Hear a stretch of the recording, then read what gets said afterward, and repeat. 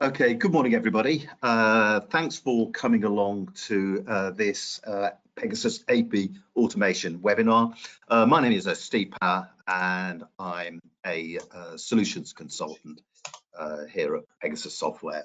I hope you find this session both interesting and informative. There are people from KIC that are on this call, so I think there's Alan and Kirsty Turnbull are on the call as well. So let me get started. The agenda that I've put together for you this morning is to look at new functionality that we've introduced into Opera 3 SQL Server Edition, and it's called Accounts Payable Automation, and that's commonly abbreviated to AP Automation. Now, AP Automation is the springboard to a host of features that automates the way in which your purchasing team interacts with their suppliers. And that's where it's estimated in the UK that 85% of inbound business-to-business purchase invoices are sent via email. So using technology, we can help you automate the handling of these invoices. And this can dramatically improve the efficiencies in the finance team within a business. So in this session, I'm going to introduce you and explain what AP Automation is all about. So how it works, what it delivers, how would you look at implementing such a system, and the benefits that this will bring to your purchasing team. Accounts Payable Automation is a suite of tools that are being written to extend the functionality within the purchasing side of Opera 3 SQL SE. AP Automation is a system whereby your accounts payable processes are handled digitally using technology rather than the way you currently do this, which I guess we all see is a very manual sort of process. So it will revolutionize the way in which your business will process and pay your supplier invoices. It's a web-based service that integrates both the latest OCR technologies and artificial intelligence with the accounting functions provided within Opera 3 SE. Let me describe what AP Automation is designed to achieve. In this first slide, I've laid out how your standard Opera 3 system handles the receipt of purchase invoices from a supplier. And I guess most of you will recognize this sort of workflow that I've got here. In the existing purchase order process, you'll receive some sort of product or service from a supplier, and they're going to invoice you for that product or service. In most cases, you'll receive an email. And in that email, you will have an attachment, and that attachment will be the purchase invoice. So I guess what you'll do is you'll open up the email, you'll open up that attachment, you might even print that purchase invoice. This is a manual process. Then I guess what you'll do is you'll look at the invoice, and I guess looking at the invoice, you're checking the invoice to make sure that it's correct. Again, a manual sort of process. Now, when you're looking at that invoice, it could be that you're going to approve that invoice, but it could be part of a workflow where you've got a colleague or maybe several colleagues that look at that invoice, and between you approve that particular invoice. So we've got this sort of workflow checking to make sure that the invoice is correct. And that checking, the people that are looking at it, it really could be based on possibly the type of product or service that is being invoiced, or more likely, it could be based on the value, or maybe a combination of both of those factors. Again, this is a manual process where you decide, do you want to approve this invoice? If you take the option to say, yeah, we approve this invoice, then what you're saying there is you authorize it to be posted into the purchase ledger within your Opera 3 system. Again, posting into the purchase ledger is a manual process where you enter the details of that invoice into it.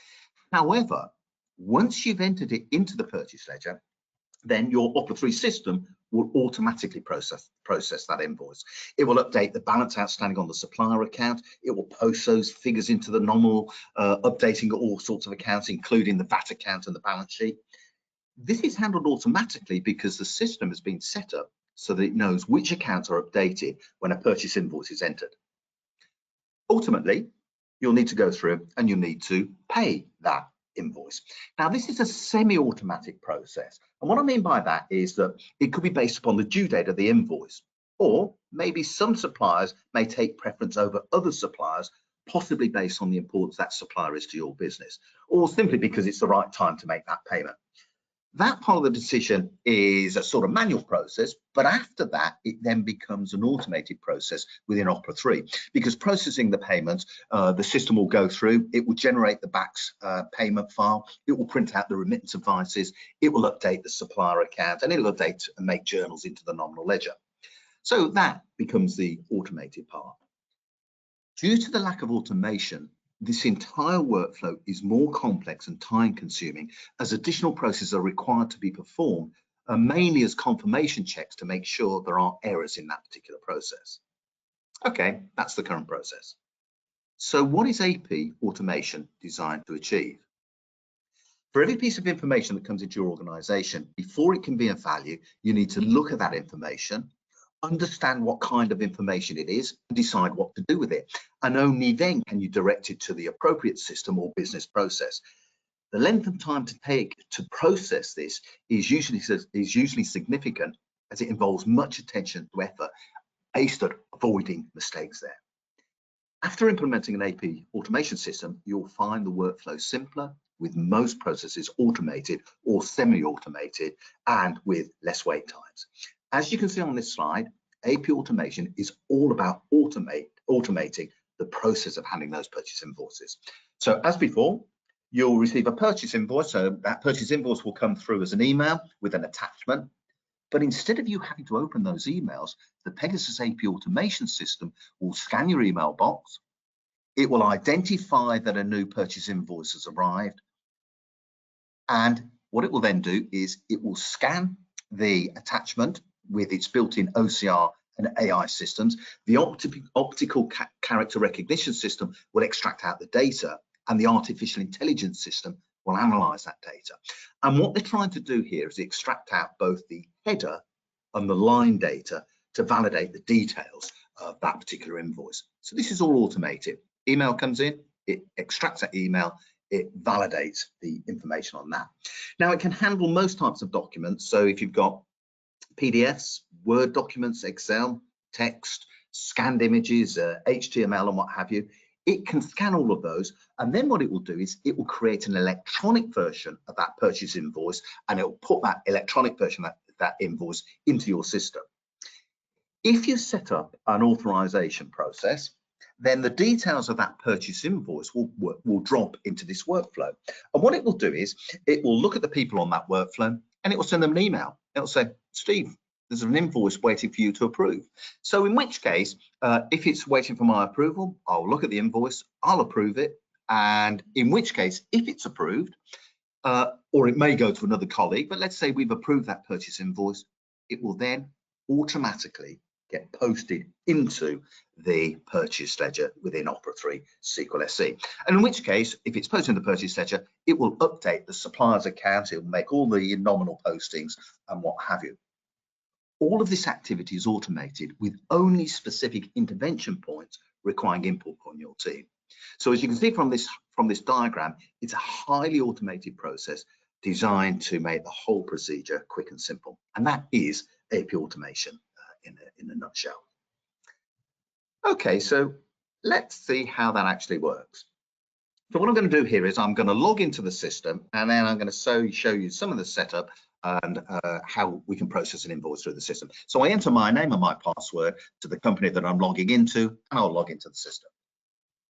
This screen will vary depending upon the security profile and the features and functions you've given to this particular user.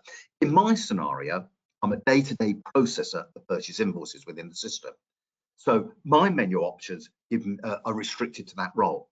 However, I've also been given supervisory role as well. So I have access to this configuration option. And we can see what we can do here. Manage orders. This option allows us to import the purchase orders and therefore automatically match those purchase orders against the purchase invoices. However, purchase order import automation is not available in the initial release. That comes as a phase 2.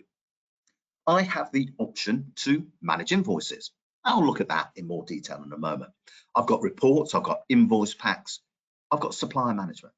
This allows me to add the attributes to the imported suppliers from Opera 3 SE that might not have been automatically assigned. So I can say, yeah, this gets assigned to that and what have you. And once you've done that, any suppliers that you then add to your system will automatically get those attributes. And we've got this configuration option. Let me go and have a look at configuration now. Now remember, this gives me access to the administration rights, and there's various things that I can do depending on what's been granted to me. The first thing I've got is this manage users.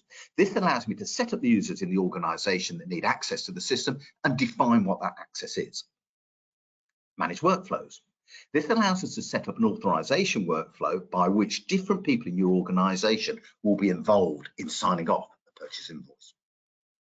Manage events. This allows me to define what happens once something occurs. So for instance, if a purchase invoice is fully approved, what do I want to happen? Do I want to email the owner of that transaction that it's been approved, or do I want to post it straight into the purchase ledger? And so on. Manage company. This allows me to set up things such as what is the email account that's being monitored to pick up those inbound supplier purchase invoices for this particular company. It also allows me to turn on various other things as well. So under Manage Company, I can turn on things like validate bank account. And what I do, if I do that, it means it's going to check the bank account details on the supplier record matches the bank account details on the inbound purchase invoices, and so on. Reference data. This allows me to say what information from your Opera 3 system populates the AP automation system. So it's going to include things such as the VAT codes, the currencies, analysis codes, and all that sort of stuff. Manage custom fields. Do you have other fields in your finance system that need to be populated when you have a new purchase invoice? If so, we can add those bespoke fields to the system. And the final one here is manage notifications. So for instance, if you approve a purchase invoice, what notifications do you want to be sent? I could, for instance, get the system to send a nudge email to the next approver in the chain to say, Steve, I've just managed this, so Joe, can you go through and now have a look at this invoice and approve it as well? Or do you want to send an approver daily report? In other words, at the end of the day, send a report through to Joe, for instance. Joe, look, there's 8 invoices that are awaiting your approval. So we can do that sort of control.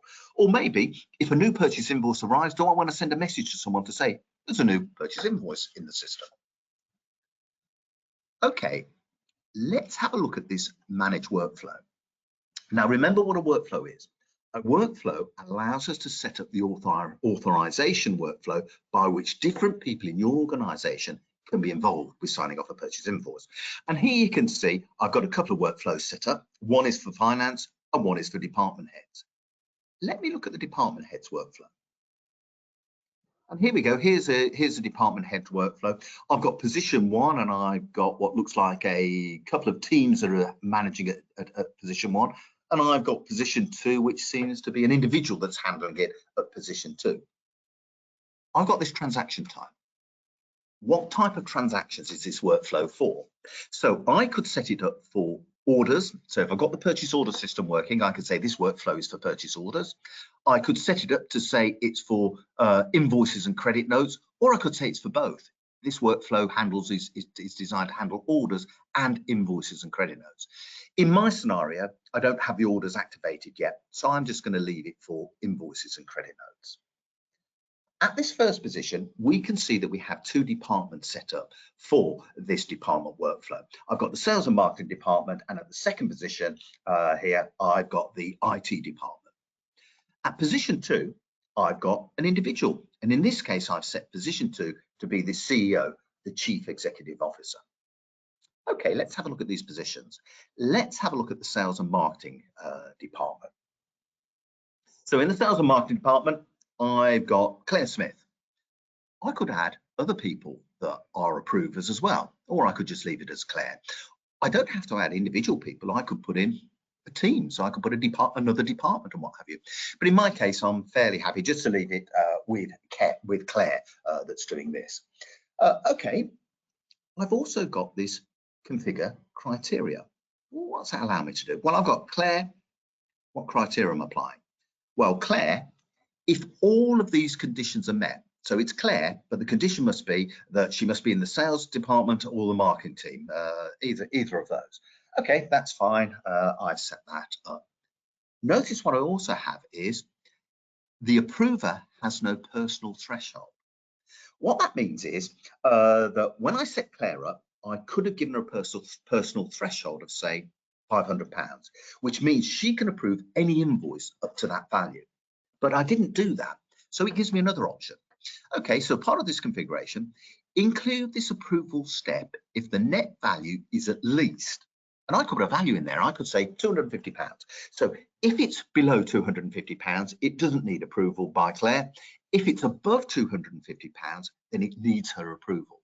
So I can go through and I can set those sorts of things. However, I'm going to add another criteria. Okay, what criteria? Well, let's have a look. Which field do you want to base this criteria on?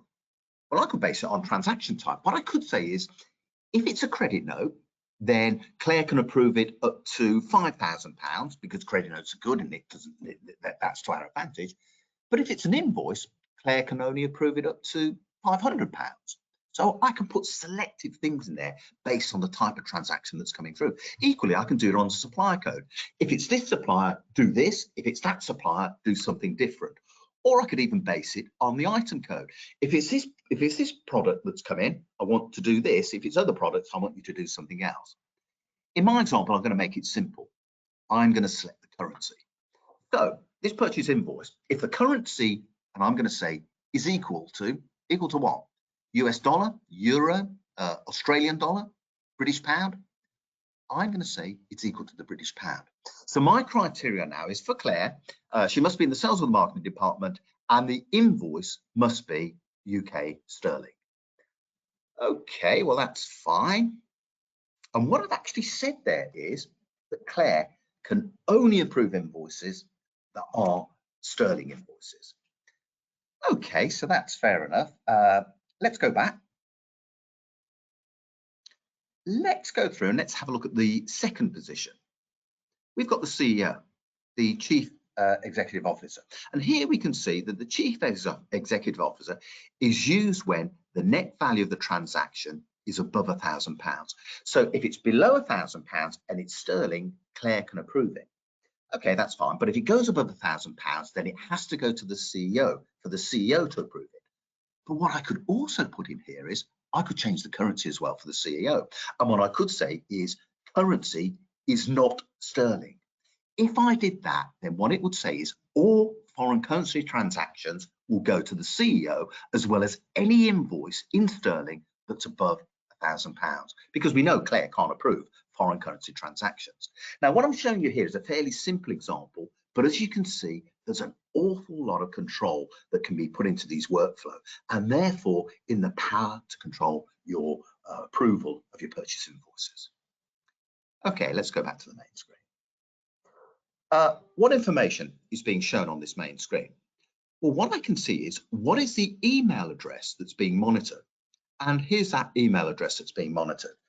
What happens here is we go through and we can set up these email addresses, and these are the email account that's going to be monitored for the inbound purchase invoices. So you go through and you say to your suppliers, send your purchase invoices into this email account, and we're monitoring that, and therefore we can pick that up. It's unique to each company that you have. So if you've got a multi-company system that has, let's say, 5 companies in your group, each of those companies will have their own unique email account. Now, if you have your own email accounts in your business, well, then we can monitor those as well and bring the emails through to the system that way. What else do we have here? Notice I've got up here 999 credits. These are invoice credits, and an invoice credit is consumed each time you process a purchase invoice through your system. They're bought in a packs of 1,000 and they can be added at any time, and they're utilized across all your entities. What I mean by that, if you've got a 5-company system, then what will happen is those credits can be consumed by any of those companies within your group. I also have this sort of burger bar option, and this allows me to configure the system in slightly different ways. We saw earlier we've got all of those tiles, but if you don't want it to be shown as tiles, but you want it to be shown as a menu structure like this, well, we can turn it on and we can provide a menu structure like that, for instance. I've also got various options for multi-company. So here I can see in my system here, I've got Pegasus Midlands, and I've also got another company called Pegasus Software. So I can go into each of these different companies if I've been given this function here. If I go into Pegasus Software, well, then I'm in Pegasus Software. I've also been given access to my profile. This is where I can set people up. And my profile that's my name, this is my role, this is the language I've got it in. Notice, however, we have an option for nominee. So if I was on holiday, I'm on holiday for 2 weeks, who do you want to do the approvals in my absence? So I can nominate who the approver is, and then they'll get all the emails and they'll get the options to approve it. And then when I get back from holiday, I turn that off, and then in which case the approvals will then come back to me. If I don't have access to that option, then the supervisor can go through and can set those up as well. Okay, let's come back to the home screen and let's have a look at things from the invoicing side. For users to manage invoices, then they will need to have access to this manage invoice option that we've got here. So let's spend some time looking at how you'll manage those purchase invoices. So here we go, I've logged in. I've been given access to a whole range of options here, and I've got this unprocessed option tray here, and I can see that there's 5 invoices sitting in the unprocessed tray. But what I can also see is they're grouped together. So those are unprocessed ones. These are the ones that are awaiting approval.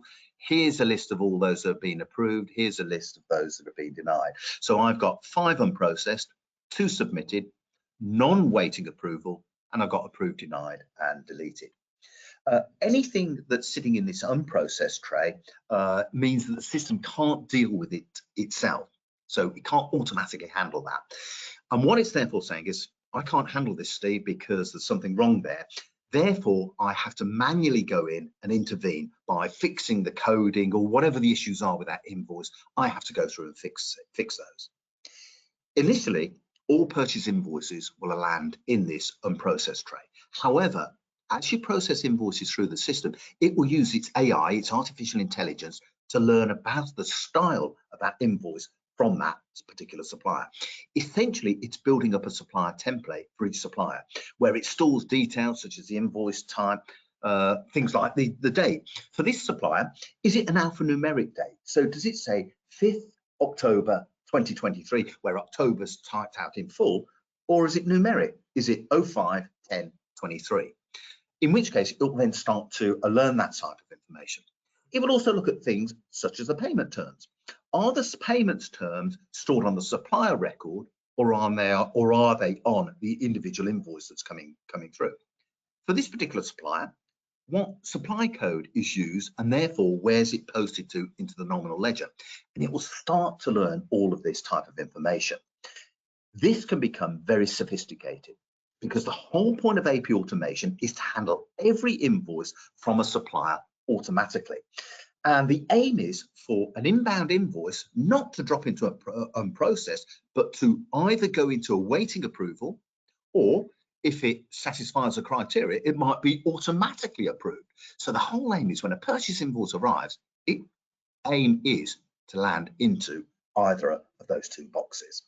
However, there will be occasions where the purchase invoice can't be automatically analysed for some reason, and therefore it drops into this tray for manual coding up and correcting whatever the issues are. Okay, once I've corrected that unprocessed invoice, then what will happen is I've corrected it.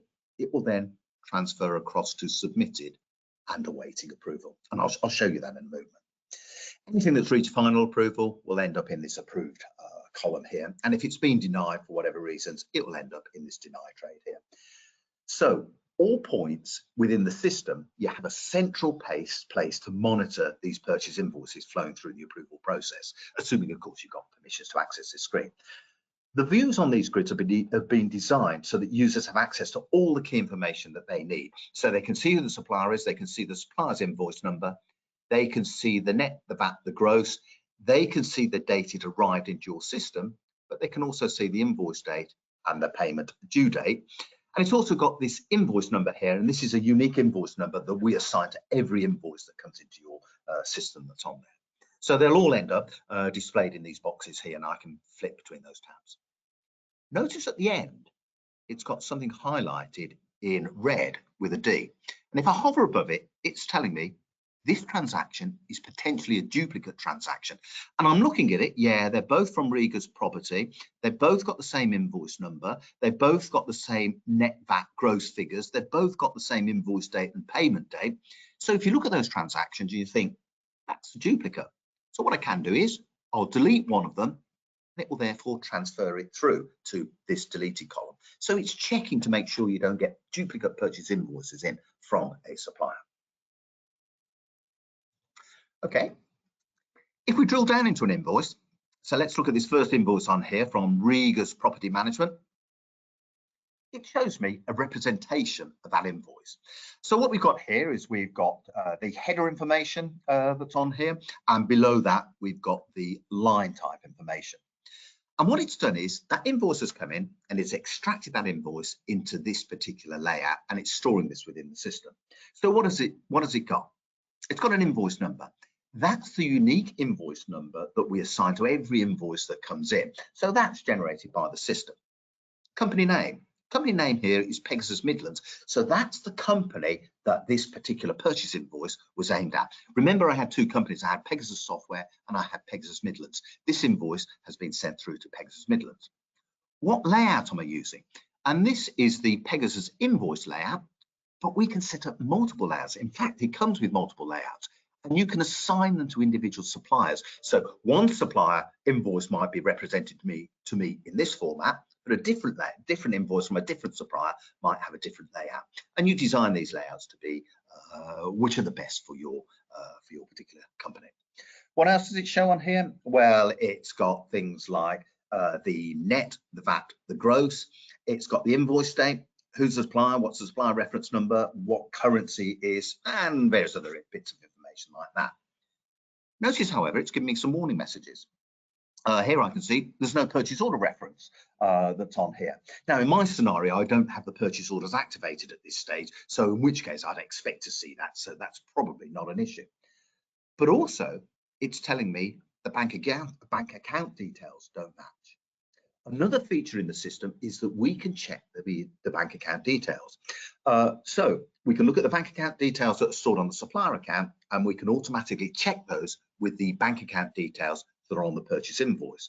And the reason we do this is because you might get fraudulent invoices coming through. Sometimes fraudsters will send what looks like a correct invoice, but they alter the bank and sort code on that invoice so that you might make the payment into a fraudulent bank account. In this scenario, it will tell you if they're different.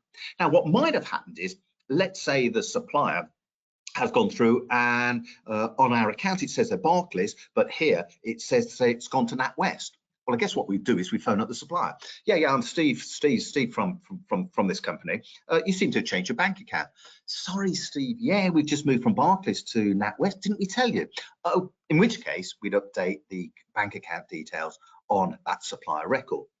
However, if the supplier says, Steve, no, we haven't changed bank account, you know you've got a fraudulent invoice, in which case you go through and you will delete that particular invoice. So it does that sort of check that's on there. If we look at the lines, we can see here we've got the lines, we've got the description of the line, we've got the net, the VAT, the gross, we've got the analysis. So what supply code is it analysed to? What VAT code is it? It's giving me a warning here as well. And if I go through and hover across this warning, it says, yeah, the department code requires a value to be set. So in other words, it's telling me this has come through and there's no department code that has been set. So in which case it's going to say, I don't know what the department code is. You need to go through and set up this department code. Also, I've got the option here to show the invoice. That's the actual scanned invoice that came from this supplier. Now, it's different to my layout here, but the data's the same. That's the net, the VAT, the gross, which is the net, the VAT, the gross here. Those are the invoice number, the date, and the various details that are on there. Well, they're all represented here. So we can actually look at the actual scanned invoice, and that will be saved within the system. And that's my interpretation of that scanned invoice. Notice this actual invoice from this supplier is a PDF. And what we ask you to do, if you've got suppliers that are sending you PDF, ask them to send you them as smart PDFs.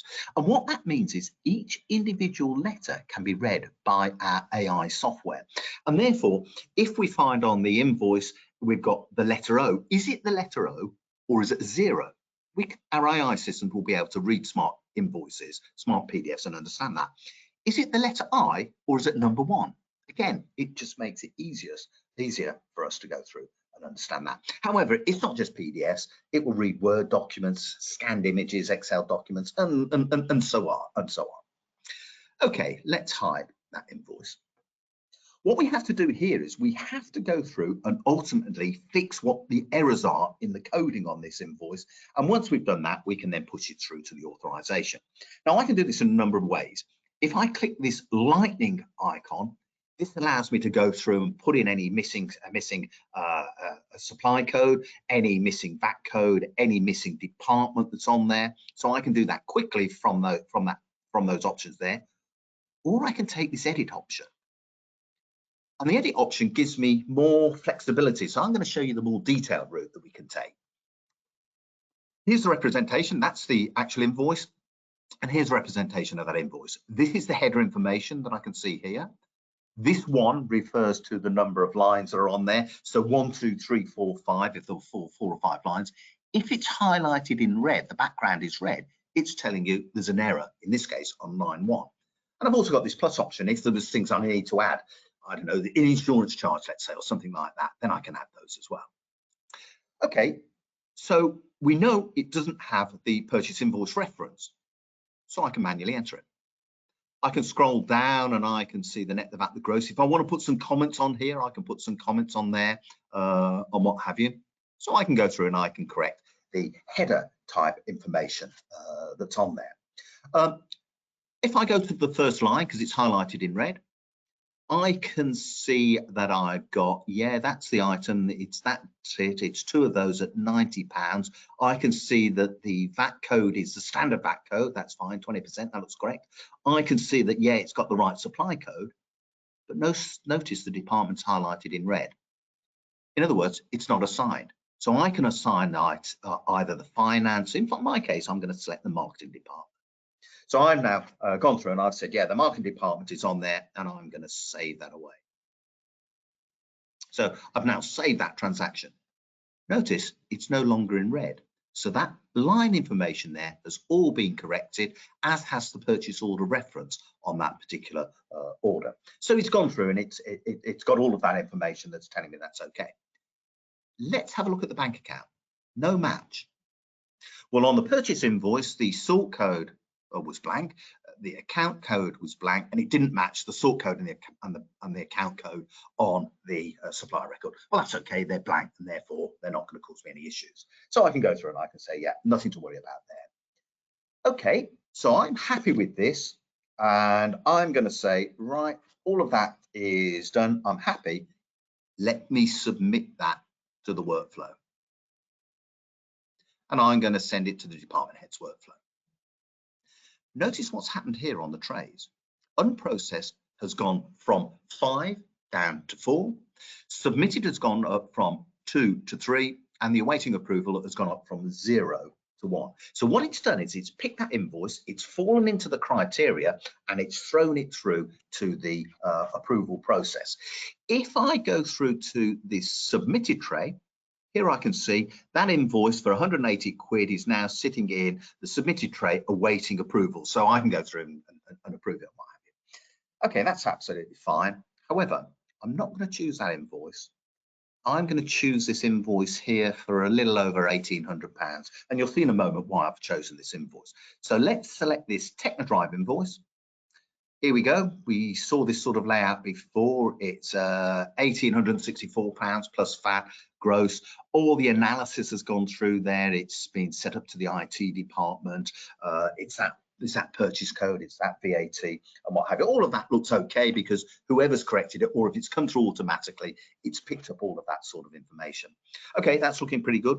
I could look at the actions button. Do I want to add any notes to this? I'm approving it and I might want to say something about it. Are there any attachments? So for instance, with this invoice, maybe they sent me a guarantee, or maybe they sent some user manuals and what have you, in which case I can attach those to this particular invoice. And I can also go through and I can look at the matching information that's on there. Well, do you want to find a purchase order? Because there's no purchase order on this particular invoice. Well, I can't because I don't have purchase orders activated. So I can just say, leave it as it's been updated as no purchase order reference. Okay, so I'm happy with that particular option.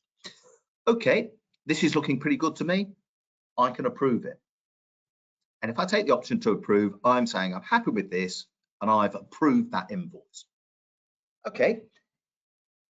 If I look at the documents and timeline now, I can see it came into our system on that date. Claire approved it on the 15th of whatever. and now it's gone to the next approver, who's the CEO. Why did it go to the CEO? Remember, the CEO has to approve any invoices above £1,000, and we know that invoice was about £1,800 odd. So what it's done, it's now said the CEO is the next approver. It sent an email to the CEO to say, CEO, you've got to approve this because it's above £1,000, so this invoice is now awaiting your approval. So we can see that we've that workflow that's on there, and we can see that it's sent through to the next person. We've also got this recall option. If I select the recall option, what that does is that cancels where it is, puts it back to the beginning into the unprocessed tray, and allows us to send it all the way through. Okay, but we're happy with this, so let me go back. Okay, Claire's sitting in here, awaiting approval has gone down from 1 to 0. Why is that? Well, it's no longer waiting for Claire to approve it. She's approved it, she's done what she's done, and it's now sent it elsewhere. What it's actually done is it's sent it to the CEO. So let's have a look at the people we've got on the system. We've got Claire, she was in the sales and marketing team, and she could approve that. We've also got Rory, who was in the IT department. So either of those could approve it, which they've done. And we've got Phil Gates, who's the CEO. Let's log in as Phil, and let's see what's happened to Phil. Now, Phil's view of the system is different to Claire's. So what we can see, here is Phil's functions are restricted to manage orders and manage invoices. That's because those are the only functions that Phil is dealing with. If Phil goes into the manage invoices, even this view is different because Phil doesn't look at unprocessed invoices. Phil doesn't submit invoices. The only thing that Phil does is looks at invoices that are waiting his approval, looks at those that it's approved, and look at those that he's denied, because that's his job function here. So Phil has got this invoice for 1,800 odd quid that's just been sent through to him. Phil can have a look at it. And we can see here, yeah, it's got all these analysis codes on here. That's the value that's on there. Phil can go and have a look at the actions. Any notes that were put on there, any attachments, any matching information that's on there, yeah, that's fine. Phil can look at the documents and timeline. It came into the business on that day. Claire approved it on that day, and now it's come through to me. Okay, Phil could go through and Phil could recall it. Phil might want to recall it. Claire, you've assigned it to the IT department. All those lines you've assigned to the IT department, but we actually bought that computer for the sales and marketing. So Phil could go through, put a note on to Claire to say, Claire, can you reassign it back to the department and send it as a recall? And therefore Claire gets a notification that she now needs to redo that invoice. And she goes through and look at the notes. But that's not the case in this scenario. So Phil's going to go back to look at the invoice here. Okay, so what else can Phil do here? We could explicitly deny it. We don't want this invoice. Can we go through and tell Technodrive to come and pick up their computer? We didn't order it. We don't want it. We're not going to process it into our system. However, that's not the case. Phil is happy with this. So Phil is going to approve that invoice.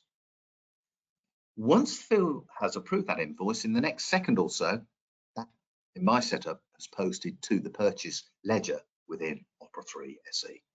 And if Phil goes through and has a look at the documents and timeline now, yeah, it came in, Claire did it, Phil has gone through and approved it. And that was the date and time that Phil went through and approved it.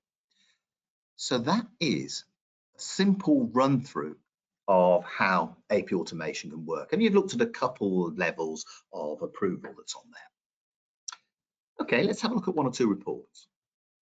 Now, the reports are broken down into activity-based reports and financial-based reports. Under the activity-based reports, we've got things like invoices per day. This will show you how many invoices have come in today and how many have been processed in the system over the last 7 days and over the total time that the system is operational. Invoices pending approval. This will show you which invoices have been sent for approval from today and over the last 7 days, how many are in mid-chain, and how many are waiting to start their approval processes. How many invoices have been approved or denied. Supplier activity for today and over the last 7 days, and total activity for those suppliers. If we look at the financial reports, let's look at supplier spend, for instance, and let's drill down into this report.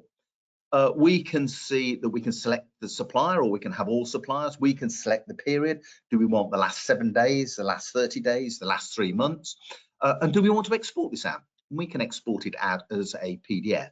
And here we can see what was the spend week commencing whatever, what was the spend there, what was the gross spend this month, 12 months, all time spend. And I can drill down into these. So if I look at the 12-month spend, I can see one invoice is built up the 63,000. Well, here you go. There's approved invoice there, another approved invoice there. If I scroll across, I can see, yeah, there's the £1,864 one there, 250.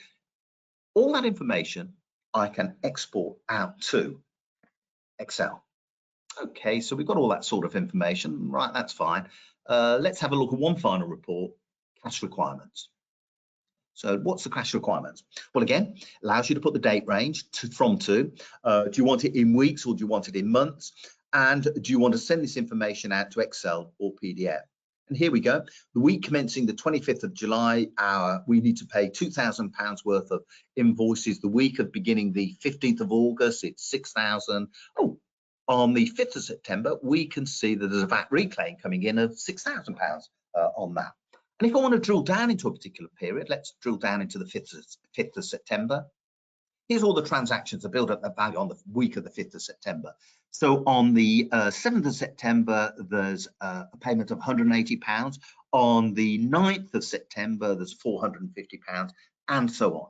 And again, this report can be sent to Excel or it can be sent through to PDF. Okay, and then we can go back to the main menu. Okay, that concludes the brief overview of the AP automation system, which has just been introduced to Opera 3 SQL SE.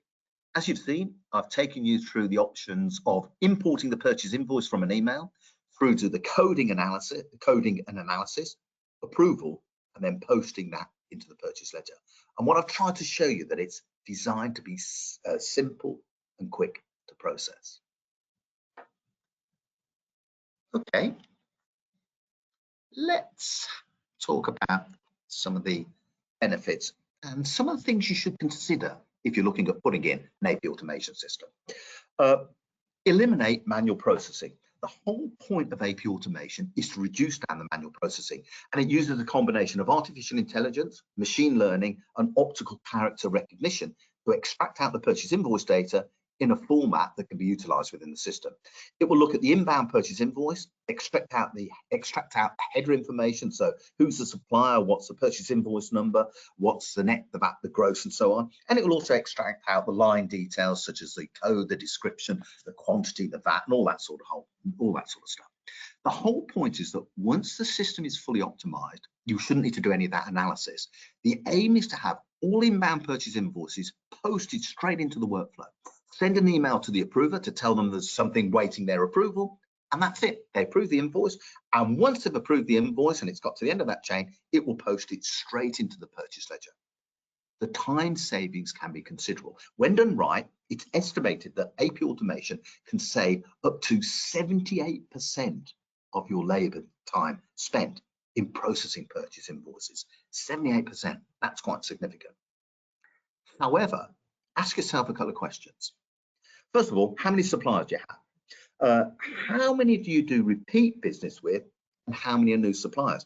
And the reason for asking that is the AI software takes about 3 purchase invoices to learn the layout so that it can automatically process them through the system without intervention.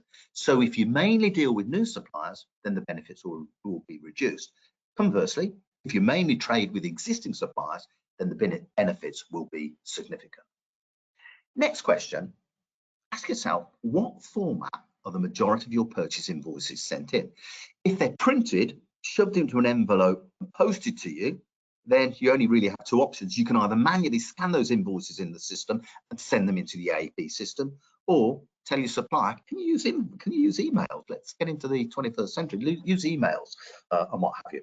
However, our analysis of the UK shows that about 85% of purchase invoices are sent via emails with the attachment, and the attachment is that actual invoice. So for most of our customers, AP automation should be fine. And of course, if you have Opera 3 SQL SE, then those purchase invoices will end up approved, posted into the purchase ledger, and your nominal ledger will also get updated. Workflow. Now, every company will have an approval workflow because you're not going to accept a purchase invoice in without checking to make sure it's correct. That just makes sense. AP Automation is designed to send purchase invoices directly into the approval workflow, sending out an email to the approver. The invoice arrives, it's immediately ready to be approved. Quick and simple. Now, remember, you configure those workflows for your particular organization. They can be as simple or as complex as you need. They can be based on many criteria, or they can be based simply on the value, or a combination of both of those. However, the purchase invoice will not get lost within your system because it's visible to all of those that need to know where it is in the approval process. This means your team, your approvers, your managers, your directors, your purchase ledger team, and what have you, all have visibility. And as it moves through the process, emails are sent to the relevant people to tell them an action is required of them. It's available to the whole of your team. However, ask yourself, what is your current invoice management process? Do we know who can approve an invoice and what the rules are? Is it purely based on the invoice value, or is it associated with things like which department raised the original order? Do individuals approve an invoice, or can it be sent to a group of people? Now, be cautious about sending in approvals to an individual, because what happens if they're ill, or they change their role, or they leave your organization? If you send it to a team, you can just simply take them out of the team and add a new person into the team.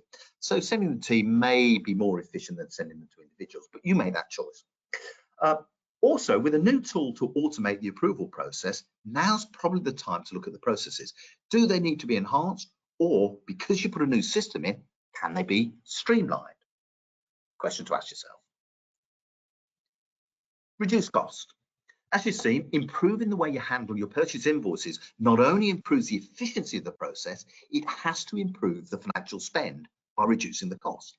People are involved in the process at the point they need to get involved. They're informed by email to tell them there's an action in their in tray, and once they've actioned that, that will result in the invoice moving through the chain to the next person. And when it reaches the end of the chain, it's automatically posted to the purchase ledger.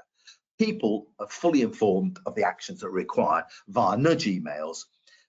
That type of automation reduces the cost of handling your purchase invoices, which is important. I'd also ask yourself, though, does the culture of our company support this approach? What do I mean by that? Well, let's say you're in the construction industry and your approvers are your quantity surveyors, but your quantity surveyors spend most of their day on your building sites. In which case, do you have an ability to include them in the approval process in a timely manner? Now, remember, we can go through and we can send an email to tell them there's a purchase invoice, but we can also go through and send them these approval lists. So let's say you do it as approval lists.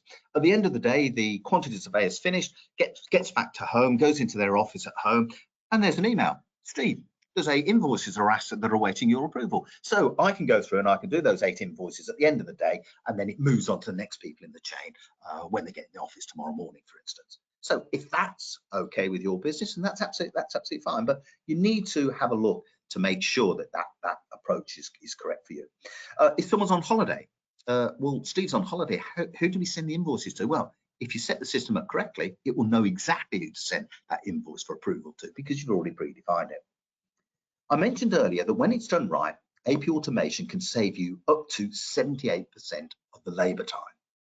In that same survey, it also said it can save you up to 66% of the cost savings. You can save yourself 66% of the cost of processing purchase invoices. Now, that is a really significant figure. But also ask yourself, have you ever received a fraudulent invoice?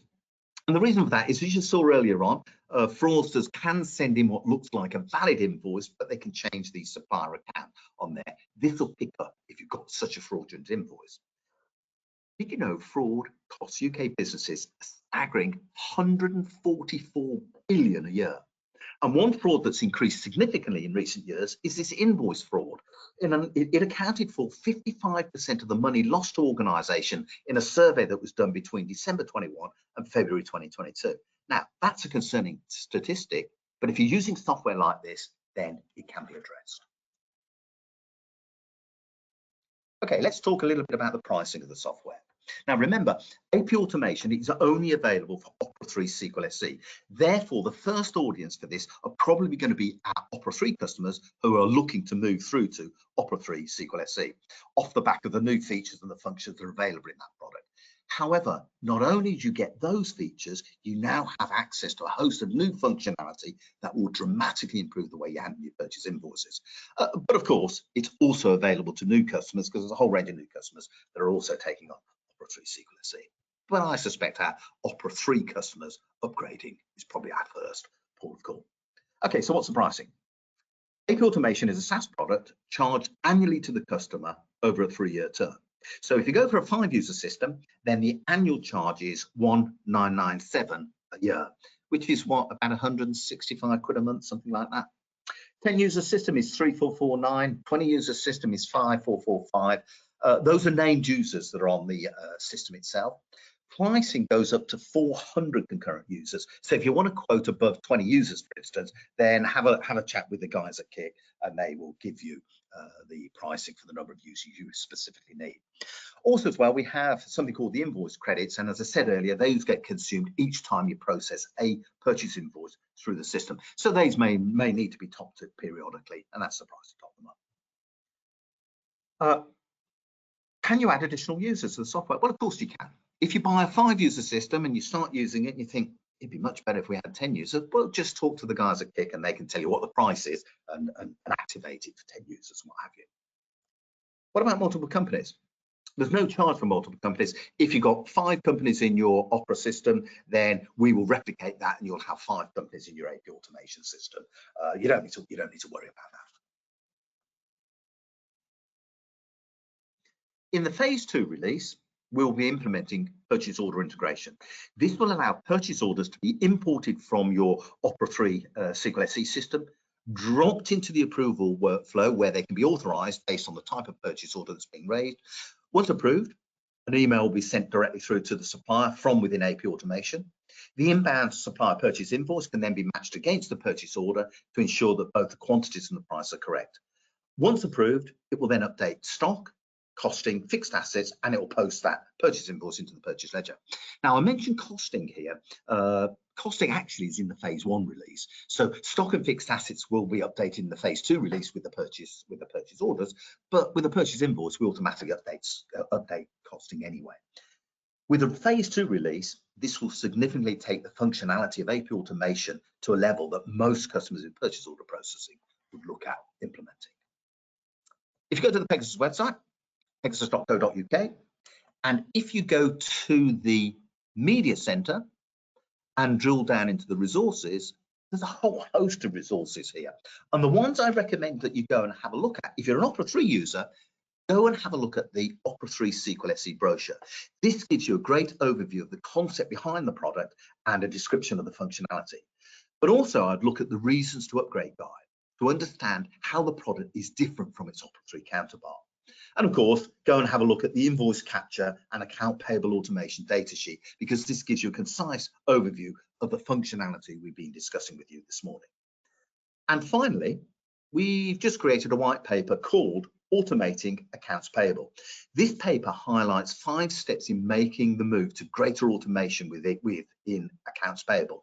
And it looks at some of the key things to consider when establishing the business case. So it's a good place to start if you're the CFO or you're the FD and what have you. So great white paper that's on there. Alternatively, if you go onto the Pegasus website, we have these landing pages, and I think there's maybe 5 of these landing pages that have different messages on them, and they cycle around every 10 seconds. When you see the AP Automation one, just click on that landing page, and it will take you to all of this sort of information that's on there. So you will have this workflow software videos that are on there. You'll have a summary, features, watching it in action so you can see the video.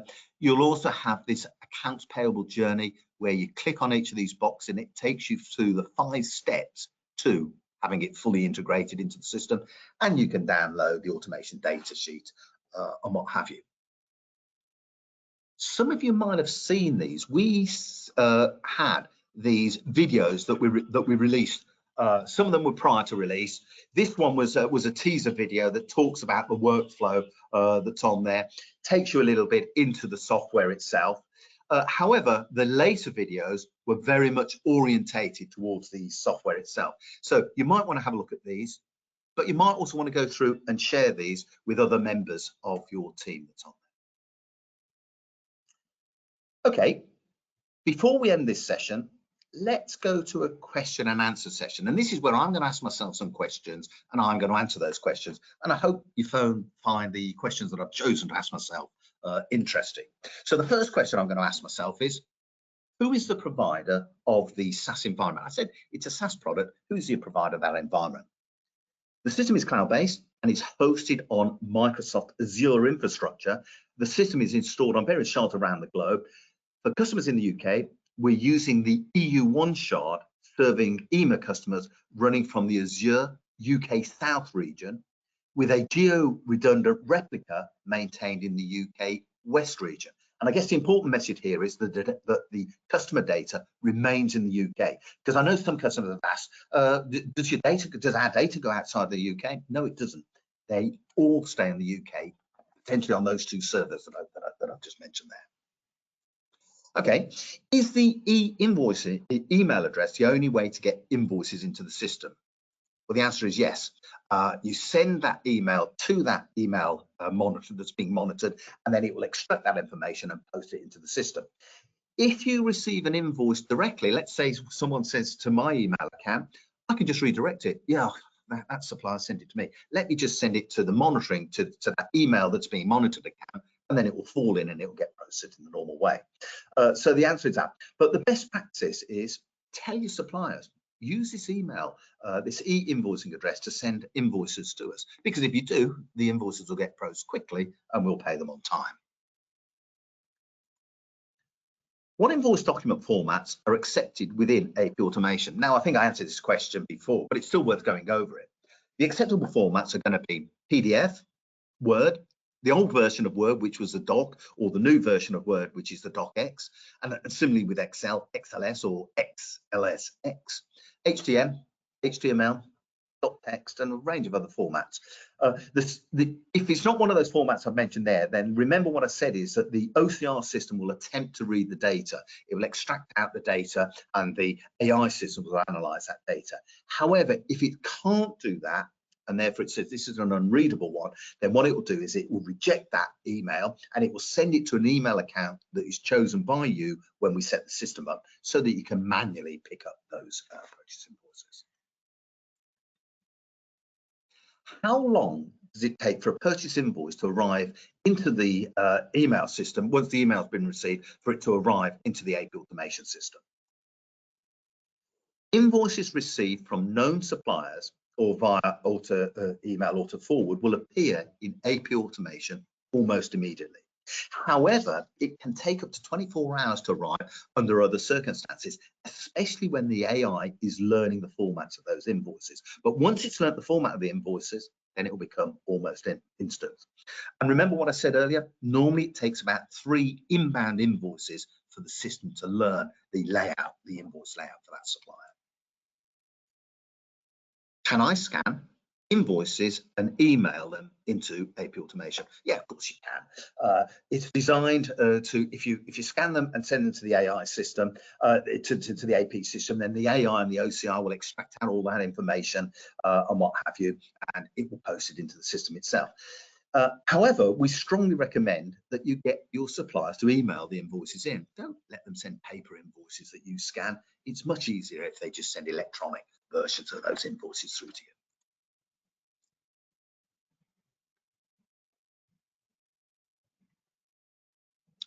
How frequently is the SE data updated through to the AP application? Remember, there's a two-way integration. Opera 3 SQL SE and the AP Automation system are designed such that the supplier records, the analysis codes, the currencies, the currency exchange rates, and all that sort of stuff, they are automatically invoked overnight on a daily basis. However, if there's new data that's been entered into Opera 3 SE and you want it to be available immediately within AP Automation, then there's a manual option that says sync now. And what it will do is it will take the data and it will post it into your AP Automation system. Remember, however, the purchase invoice data, as soon as it's approved, it's posted instantly into the ledger, the purchase ledger within SE. Okay, that's answered most of the questions that people might ask. I'm just having a look at the chat to see, are there any questions that I can see that have come through?